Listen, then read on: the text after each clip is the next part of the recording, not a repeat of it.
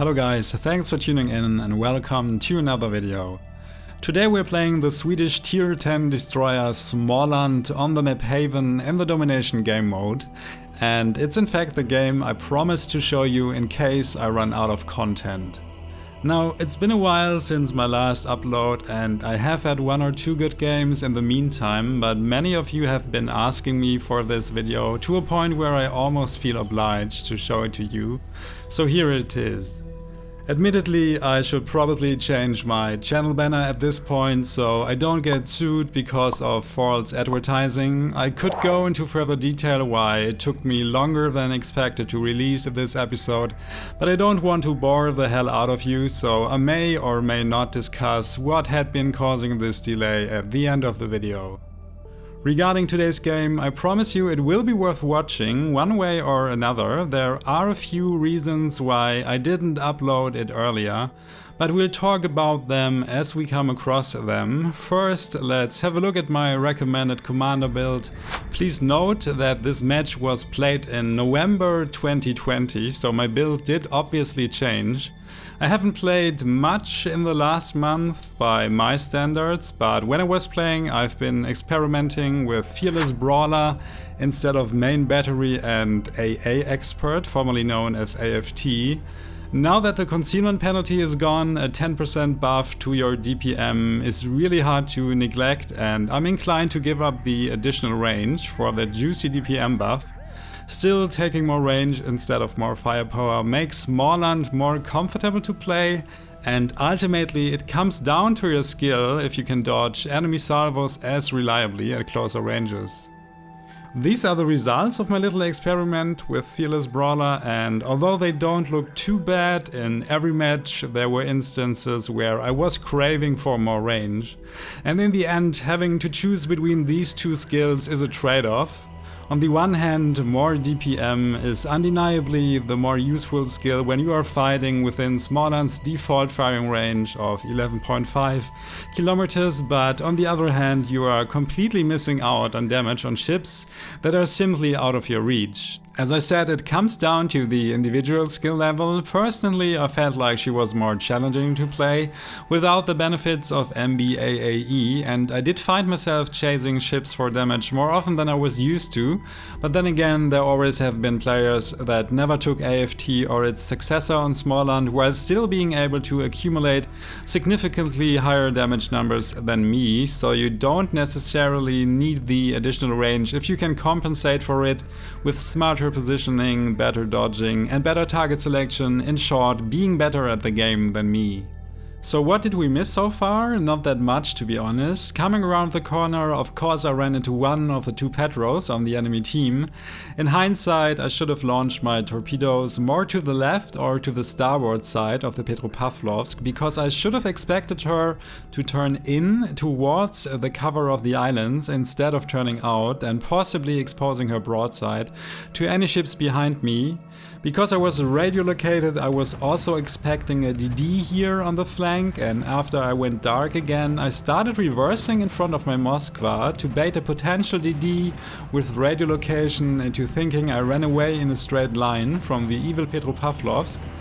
If you think about it, based on my last known position and the direction my ship was facing before I eventually started firing at the Kremlin, it would have been really hard for someone with radio location, say on the B or C line, to tell if I was either still there, ran away, or if the RL indicator was pointing at the Moskva, unless the DD moved to the very edge of the islands in the upper right corner of the map. Apparently though, it was the Petropavlovsk using radio location, because C could only have been captured by the Grozovoy while the other DDs have been spotted in the south.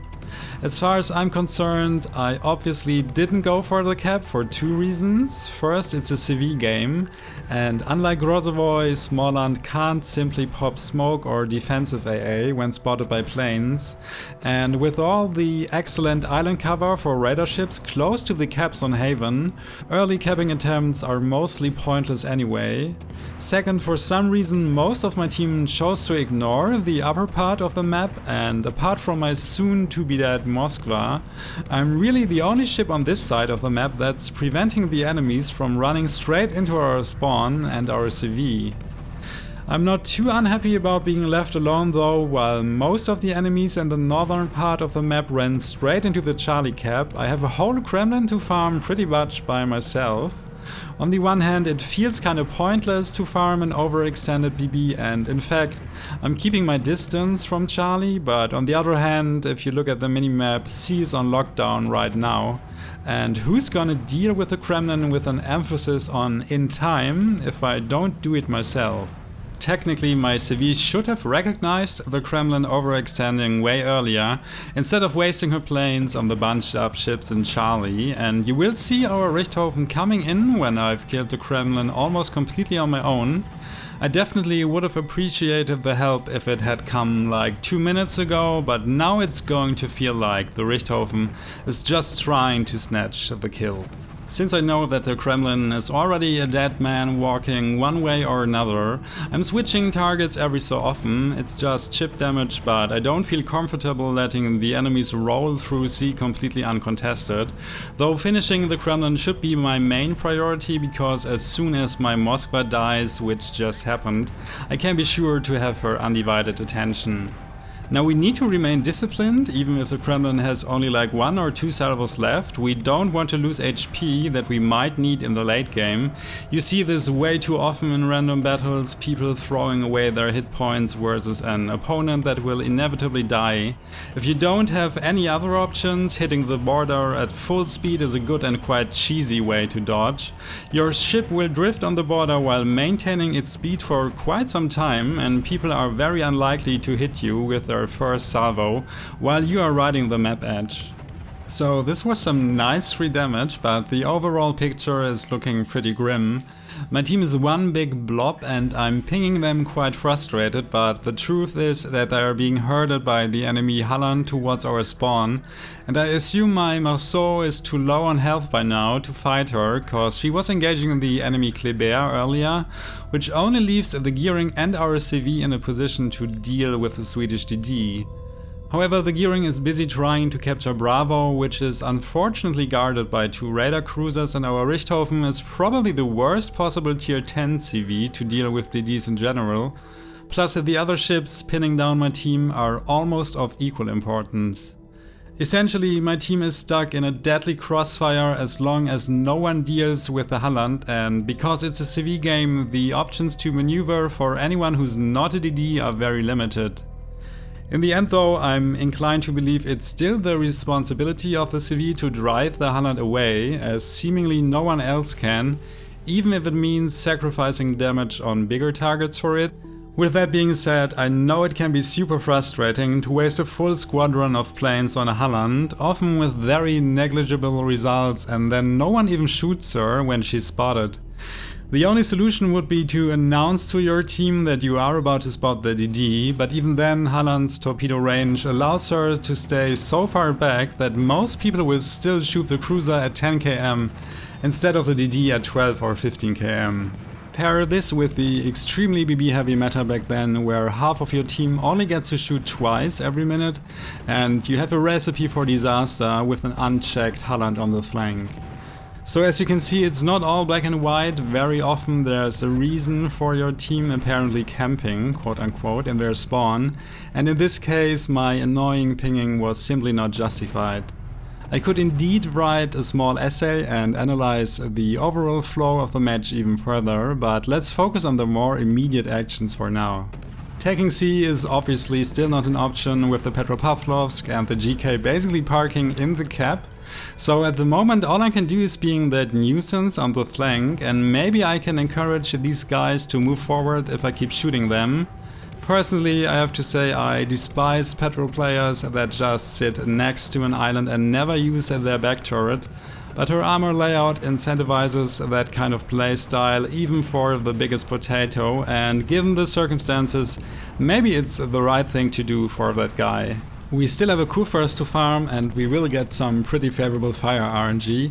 You'll notice that the Grozavoy will be spotted soon right next to the Kurfürst, and I won't shoot her, mostly because I don't think I can hit her reliably at that range. And every shot that I miss on her is DPM that could have been invested into killing the Kurfürst faster. When playing Småland, I find myself rarely struggling with DDs themselves, but rather their support, and this match is no exception. I could contest Charlie without an issue with the Grozavoy being around, but I could never do it with the GK and Petro still sitting in the cap. So we don't shoot the Grozavoy, however I would really like to dislodge the Petro from that island. Let's see if we can hit some torps and harass her a little bit with our guns in the meantime. When she's angled like that, like on most tier 10 cruisers, her superstructure is really the only part of her ship we can directly damage. Some fires would also be nice, but they are not that big of a deal for Petro. Although she pretty much has supercruiser armor and armament, she still burns like a regular cruiser, which makes her pretty frustrating to deal with for ships that mostly rely on high explosive ammunition and fires. While our torpedoes are underway, let's try to finish off the Kurfürst. The German BB should be an easy kill while she's reversing helplessly back into the sea cap. Unfortunately, we missed every single torpedo on the Petropavlovs. Kinda incredible that she managed to dodge both sets entirely. So we have to kill her with our guns, or at least try to kill her. However, she is about to proc Kuznetsov and will slip away from me, only to get taken out by our CV a few seconds later. Meanwhile, I used my radar to see where the Grozavoy went. I was afraid of her coming around the island and rushing me with torpedoes while I was preoccupied. And indeed, it looks like she was planning to creep up on me, since she initiated her full U-turn away from me only when I started radaring her. Torpedoes were to be expected, so we have no issues dodging them. We get to shoot the Grozavoy a little bit, but our early radar alerted her, so she had plenty of time to turn around, and she makes it into cover before we can really beat her up. Keep in mind that you can use Småland's front turret only at a slight angle. Shooting directly over your bow is not possible at close range. This catches me by surprise every so often and was the reason why I was fiddling around with the camera so awkwardly. Charlie is now finally devoid of any enemies and I could take it, but I don't want to allow the Grozavoy to escape, so I will keep chasing her instead of going into the cap. The game is looking very rough right now. The enemies almost have a 400 point lead and 2 more ships afloat in comparison to my team. Let's launch some torpedoes at the GK, maybe we get lucky and she will walk into the Bravo cap as the white line suggests. Technically you could call these dual purpose torps, as we might also be able to hit the second Petropavlovsk if she moves forward, but that's highly unlikely cause she would walk into a crossfire. Now, where did the Grozavoy go? With my speed boost active, she should not be able to make up that much ground in relation to me. I was assuming she would pop up in front of me once I passed this island, and yet there she is. It's a concealment build Grozavoy, so we lose vision of her once we slightly maneuver to use our back turret, but luckily my Bourgogne absolutely nails her. I think chasing her down instead of going for C was the right decision. However, here's one of the 2 really crucial mistakes I've made during this battle. Instead of going dark and immediately heading towards the Alpha or Charlie cap and subsequently to Bravo, I decide to stay where I am and farm damage from the distracted Kurfürst. Though my Bourgogne is capturing Charlie at the moment, but as a BB she definitely has a harder time doing so and is likely to get reset, and I could have done it myself while being undetected. If positioned correctly, I could have even farmed the GK and Petro from Charlie without being spotted, or alternatively I could have gone into Alpha, and if I wanted to shoot from there I would only have to deal with the rear turrets of the GK. Either way, staying where I am is probably the least useful option for my team and only serves boosting my damage numbers. In retrospect, I'm looking for a reason why I did in fact stay there, damage farming aside, and my only rational explanation is that I could have been thinking that being able to capture Alpha was very unlikely with 2 enemy ships so close to the cap in a CV game of all things, but at this point it's just a guess. We got about 30k from the Kurfürst and the Petro so far, which is not terrible. After all, my team needs kills and thus we need to put some pressure on the enemy ships, but during all this time the alpha cap was ticking in the red team's favor, and I reckon the risk of the enemies reaching 1000 points before we run out of ships is bigger than the other way around. Apart from the points, it's kind of a close game right now. The remaining Petropavlovsk is not in a good shape, but we just got a glimpse of a full health Yamato and the Bravo cap. And you will notice soon that my Kurfürst and my Kremlin are both very low, and I'm afraid we will lose them eventually. Looking back, it must have been around this point of the battle that I realized not all hope is lost. If we take Alpha, my team will have 3 out of 4 caps, and we can at least somewhat ensure that the enemies don't win on points before the timer runs out. The Petro is still neatly tucked behind that island, not much I can do about her, so I just hope one of my BBs will be able to deal with the Russian cruiser. We spot the enemy Hakuyu, and although I like going after CVs, there's nothing we can do about her either, because she will just run away at full speed, and we definitely have more pressing problems right now which need to be taken care of. The Petro gets finished by the Kremlin, which is great news considering the Kremlin has been maintaining her sliver of health pretty effectively up to this point. Unfortunately, we lose the GK in return almost immediately, so it's a 4v4 now. We can't allow the Yamato to take Bravo, so I'm desperately trying to get her into range for some resets. Fortunately, I'm not the only one shooting the Yamato. She basically has the attention of my whole team, or let's say of the few remainders that are left of my team. Even our CV is going for her, and I don't know if that's the right call. The Halland hasn't been spotted forever, and I'm pretty sure she was in hot pursuit and is closing in on our CV right now. As soon as the Halland gets closer than 8 km to our Richthofen, it's pretty much the point of no return for the carrier. It's almost impossible to dodge Halland torps at that range if the guy doesn't royally screw up, and your planes will be shot down almost immediately as soon as you launch them. At least we were able to chase off the Yamato out of Bravo. We did secure Alpha, and technically we would be able to catch up on points and win this match if no one else died on my team anymore. But I'm afraid this is not going to happen. As expected, the Halland turns out to be right next to our CV.